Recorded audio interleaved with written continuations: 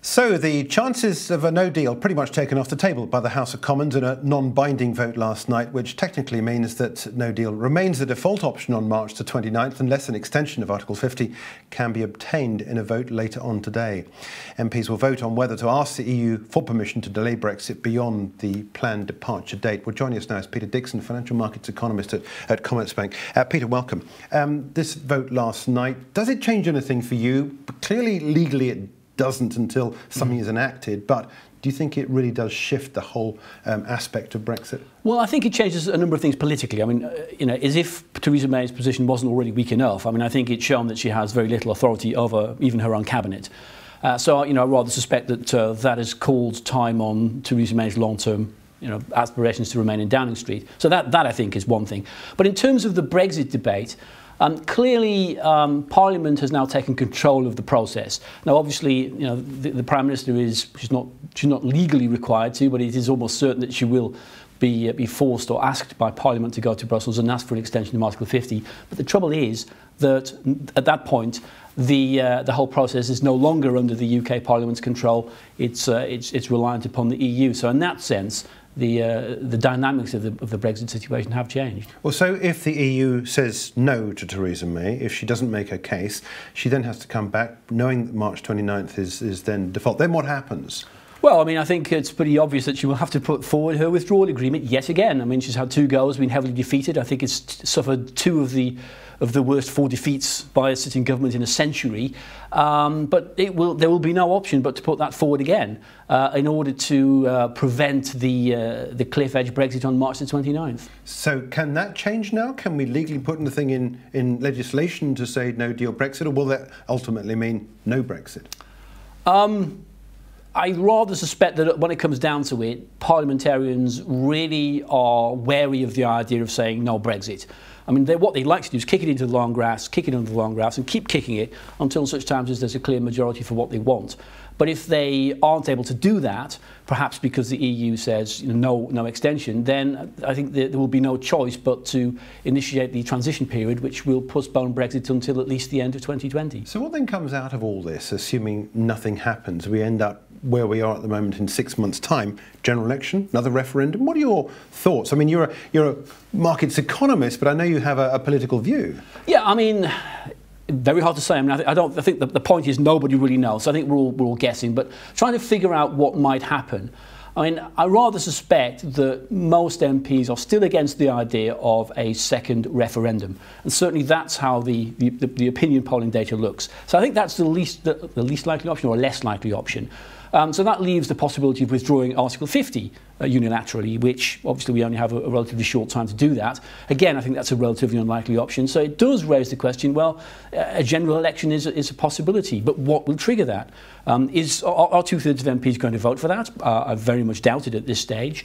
Is Theresa May likely to quit anytime soon? Only if she gets the Brexit deal over the line. So at the moment, it rather looks as though we're going to be struggling along for the next few months as we are now. OK, I'm asking you to put your economic hat back on now and answer the question about the economic reaction to this sort of setup that we got where, let's say Theresa May does bring her deal back and the Brexiteers are brought on board. The Eurosceptics realise this is the last hope. So they vote for her deal. We get it done by March the 29th, which some think perhaps maybe might happen in extremis.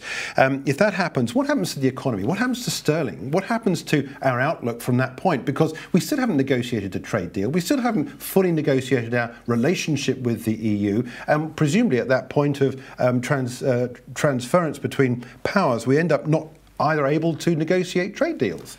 Well, yes, of course. I mean, that's the problem. We are now in a limbo situation where we're technically outside of the EU, but we are then bound by many of the rules and regulations which govern it. I think in terms of the economy, however, avoiding the cliff edge is good news. I mean, we saw the LBR's forecast, which was released yesterday, showing growth of 1 and a bit% over the course of the next 4 or 5 years. That, I think, is what is likely then to happen. In terms of sterling, maybe we'll get a short-term bounce, as we saw overnight. But I rather suspect that in the long run, the upside for sterling will be limited until such times as we have much more clarity about the outlook. But I guess the good news is that at least the downsides for sterling will probably be very limited. Yeah. So where do you see us then in a year's time?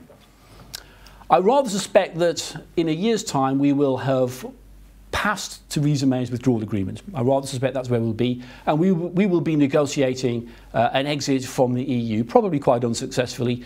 And as we will be looking at the situation, saying, well, we've got 9 months to go, still plenty of time. But I think people will be beginning to prepare for life outside the EU. I think it will mean that companies will continue to invest less, markets will start to get a bit more nervous, and I rather suspect that we're gearing ourselves up for a rather wobbly second half of 2020. In that case, go back to the point about the cliff edge. Would it not be better in that case on 29th of March to take the cut, deal with the fallout, and in 6 months' time, which is what I think Leave means Leave was talking about, within 6 months or so, we're back on track. We've got deals sorted out. We know where we are. Sterling then works from its new lower base, and we can then regroup and move forward. Does that not sound a good economic plan? No. Oh. And in a word, no. I mean, I think the cliff edge is the one thing that all economists say is the one thing you should avoid, because what you then open up is a whole new level of uncertainty. We saw the UK yesterday said, well, in the event of a no deal, we'll cut tariffs on imports to zero, thereby throwing away one of its biggest bargaining chips before we even start. Admittedly, it's only for a 12-month period, and I guess it's an indication of willingness to show that the Britain is open for business, but I still don't think it's a particularly clever idea.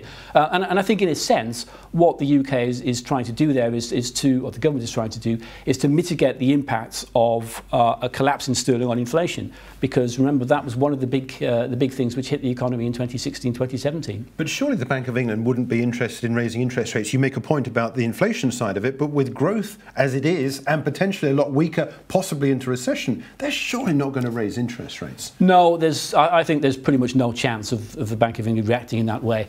As we've heard from a couple of MPC members over the course of the last week or so, no, the bank will keep rates on hold, possibly cut them by another 50 basis points back to 0.25%, engage in more quantitative easing, more support for the banks.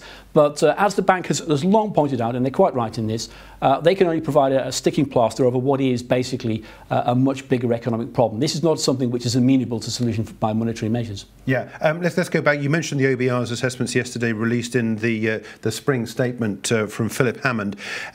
Just to quickly get your thoughts on the rest of that statement yesterday, on the basis of what you just said about the future, this next 6, 9, 10, 12 months or so. Do you stick by those OBR figures? Do you think that the public purse will remain as robust as it is, as it was described yesterday, or are you divergent from what Philip Hammond is expecting? I think, obviously Philip Hammond said this is all contingent upon a deal being done, and I think that being the case, then I don't have a major disagreement with the numbers. I mean, I do see that over the course of the next 5 years, public finances will drift moderately higher. So I would say that by 23-24, we're looking at a deficit of 1.3% of GDP. I think the LBR's number is 0.5%. But in the grand scheme of things, that's not bad. I mean, if you can hold the public deficit where it is, roughly speaking, as a percentage of GDP on a 5-year horizon, given where we've come from, that would be a very good outcome. Do you see taxes having to go up? Because there was this expectation that the Chancellor's going to have a lot more money because of the rise in wages. You can't keep on raising wages in a low growth or no growth environment.